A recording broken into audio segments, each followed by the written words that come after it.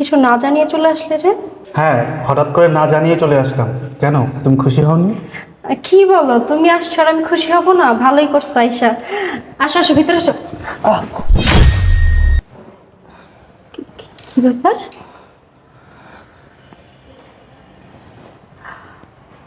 তোমার হাত কোথায়?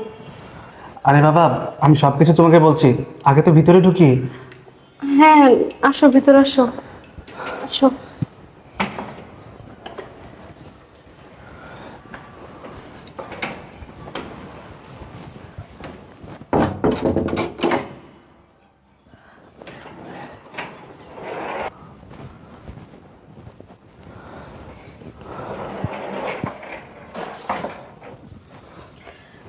আচ্ছা, এখন তুমি বলো তো তোমার হাত মানে কিভাবে কি হইলো?